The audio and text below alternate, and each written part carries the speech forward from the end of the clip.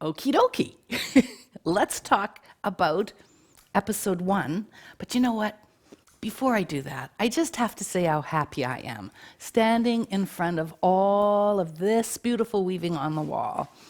You know, I am so inspired by the Weavers of India, and I have learnt so much from the Weavers of India that I try and share with you, but for me to be able to stand in front of their work really, really makes me feel happy, very happy.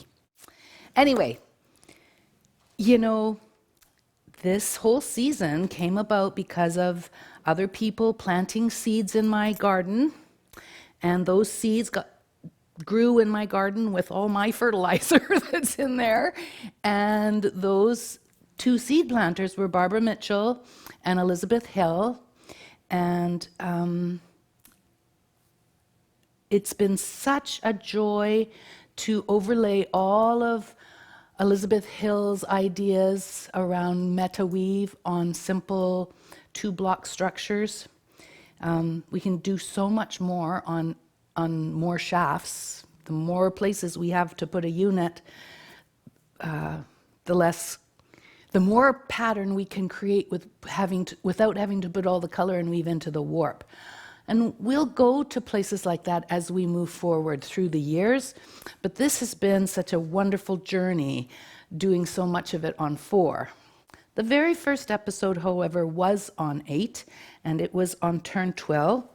There were 3 PDFs in that episode, and the very first one explored the different ways that we could look at color and weave and overlay it on either thread by thread, like we did in the color and weave gap back in season 2, or how we could overlay it on the unit, or how we could build units into blocks and overlay color and weave sequence onto blocks. And I really think that this little PDF here shows it so nicely. And it walks us through all of these things.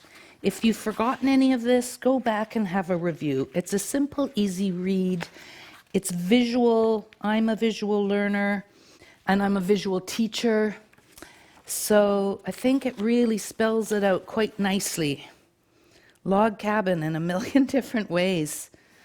And then, of course, dark light, dark light, my favorite, in Monk's Belt. So many things, so many places we didn't go, but gosh, so many places to go. The next thing I wanted to remind you about was this huge PDF where I talked about making 2 warps, a dark warp and a light warp, so that if you had created a design that needed color changes every 5 seconds, you could be put off by that if you made a warp a traditional way. And so I'm always trying to give you the tools so that you don't get put off, so that it's a simple enough system that you will dive into that deeper end of the pool and try things. So I presented this as a portion of the episode in episode 1, but if you ever want this, you can print out that entire PDF. It's a big PDF, but it's great photos, close up and comfy. You see it right from the beginning to the end, and it sure makes putting on a warp with so many color changes so much easier. Now, I have heard from quite a few weavers since this episode aired who have tried this method. And some weavers are telling me that they absolutely love it, and they're starting to use it for other things. One of the things that I've heard from several of them is that they don't fuss so much about the placement. You know, if you sort of need black sprinkled all the way across the warp and white sprinkled all the way across the warp, they're just sort of not being so particular. They're just spreading them out in the rattle that way. And then everything just falls into place when you take those threads off the leaf sticks and put them in where they're needed. You know, you're either threading a dark from one set of leaf sticks and a light from another set of leaf sticks. So I just wanted to relay that to you, that I have heard that some kids out there aren't being so super fussy the way I was, and it's working out just fine, and that's cool. Super cool. Anyway, then we came to our first project. Our first project of the year. We did it in turn Twill again, and we started in turn Twill because we started season 6 with turn Twill, and we started season 5 with turn Twill. And for me, having the first episode of the last 3 years be turn Twill just shows you how much there is to learn about one weave structure. I really liked having done that. Now, our very first project was this one. And I gave you the alternate threading for this. It's based off of what we learned in this PDF. I took my favorite color and weave structure, which is dark, light, dark, dark, light, and I superimposed it onto the units. And then this was our design. And there is dark, light, dark, dark, light. We treadled it the same way, put in other elements, expanded elements, had fun playing. But there is that big pound sign that was there in our season 2 color and weave gamp. It was the last one that we did. And it's overlaid here. Now, I'll just hold these towels up quickly, not long. We don't have to scan through all of them. But after that, once we have that motif, then we play with division of space. Big division of space. This was a division of space in 3, changing out the colors, shifting out the colors. But our little pound sign is there, bright and bold, in every single one. More overall division of space. A different sequence. This was 3 darks, 1 light, 3 darks, 1 light, 3 darks, 1 light, bringing in those other sequences that we had in the color and weave gamp. Changes things up. All right. Back to our pound sign. Nope. Back to dark, dark, light, dark, dark, light. Or into dark, dark, light, dark, dark, light. So much fun.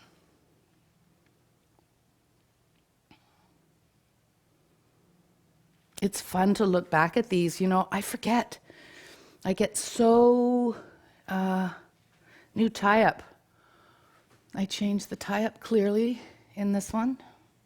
I can't remember what I did. But it's number 5.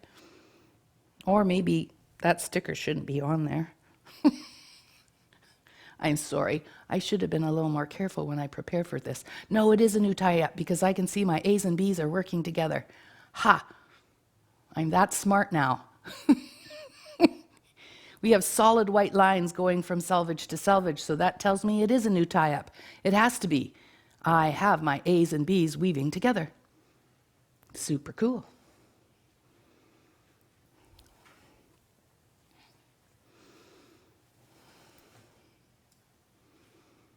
Same, this is using the same tie-up, continuing on with the same tie-up.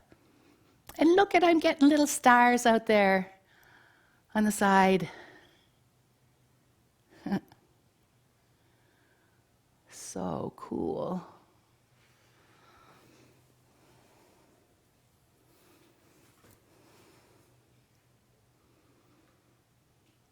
More composition, just playing with composition. There's always so much to play with. This is that same second tie-up. I'm not as fond of this one as the others. It seems a little busy to me now when I look at it. This was the last one. What I do love are the borders. Look at those borders. You know, you could just, they're gorgeous. That is such a beautiful border that could become a piece. So there's so many places that we can look in all of this work to find where we will go for our next warp. Little seeds planted. And then, I'm not going to show you all of those, but this piece I do love so much. Now, I brought in other colors from my bobbin stash, and these make me really, really happy. So, I didn't do that in the actual project because when I build too much color change into these kits now, you have to buy too many cones of yarn. And I'm trying to avoid that. That's why I don't play quite as much as I did way back in the beginning with color in a piece, because I know that the cost of a kit can be prohibitive. And so I try to work with just the colors that are in the warp. But what I really always want to show you is that get that bobbin stash out, empty those bobbins, try all kinds of different colors on it, and then you get these gifts. This is a gift. Okay. What I wanted to do with that same pattern was to superimpose that dark light on top of the block. So now the block is made up of 2 units, and look at how much bigger it is. So it's exactly the same profile, identical profile to the previous set that we looked at, but rather than it being on just the unit, it is now superimposed on top of the block. Makes it way bigger, way more bigger. And we could make this bigger and bigger and bigger. We could make the block bigger. The block is 2 units, but this would be even bigger if we made it 3 units or 4 units and you superimposed it. You could do a division of space in 2 and make the blocks big enough to make a giant pound sign on one side and then have it appear in the other position on the other side. Like, how cool would that be? Really cool. Methinks. It is very fetching in this colorway too. Very simple, elegant. I love these towels. I love these towels a little bit better than the first set, which is why I made them. But you get both options and everybody can choose whichever one they want. You know me, I love big and bold. And this is big and bold. And fun. And you can never go wrong with natural charcoal and a red zinger. They were meant to go together. You know, I think I say that. Maybe I love this so much because when I was a little girl, I had a little gray flannel jumper with a white shirt, and the shirt had red piping on it. And my mom always told me I looked right spiffy when I wore that little gray flannel jumper. The things that stick with you through life. Look at that. Division of space in 3. Very, very striking. That red zinger, dividing up the spaces and the little tiny red line at the top and the bottom. That and the red selvages. That's what makes a tea towel so special, are these little details. It sets our weaving apart from industrial weaving.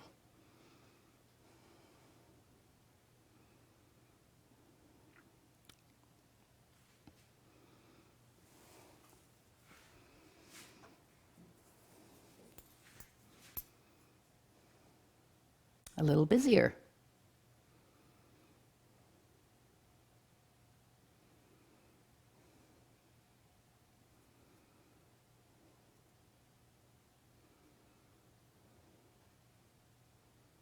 A little more traditional looking.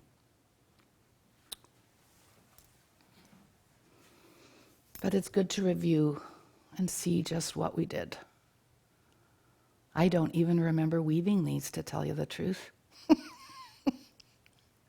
I've woven so much this year, it's like, oh, did I really do that?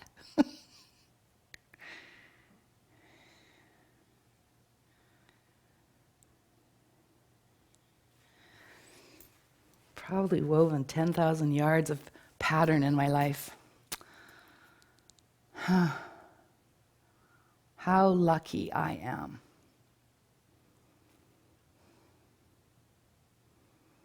That's pretty much Trompez writ.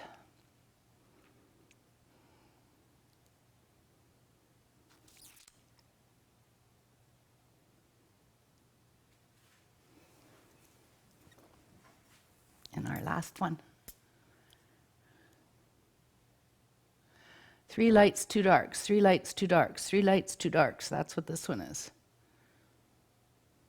Light, light, light, dark, dark. One of the sequences from that original color and weave gamp that we did in plain weave. Back in season 2, I told you that we would use color and weave in so many different ways. And we have brought that concept of positive, negative, repetitive sequences along for the ride in every single season. So that's what we did. And and I loved this piece. This was just the very last piece woven with one color, and now it's just a gorgeous striping sequence. So simple, so elegant. Gosh, you need to put on big long warps to really, and a big long warp, if you're selling, is awesome. So this is a pattern that would keep giving and giving and giving for you on the sale table. Just saying. Just saying. All right, so that was our episode 1. It was a big, long skookum episode. We did so much. And now we're going to go and get ready for episode 2. Or you know what? Hey, stay right there. Don't go. Don't you go anywhere. Because episode 2, I can't really tell you much about. Because remember, it's me talking here. Episode 2 was Bob Keats. Yeah, up on the board, I've written down all of the episodes that we created this year. And episode 2 was Bob Keats. He gave us more on Fiberworks, how to use the color information. Color information, I'm sure there's a better way to say that. Tools, all the color tools on that program, how to link, unlink, and a bunch of other cool things. He gave us PDFs for Macs and for PCs, the other kind of computer. But, it would be senseless for me to even try and recap everything that Bob gave to you, because remember, it's me standing here, not Bob. Okay, so now I'm going to get ready for episode 3.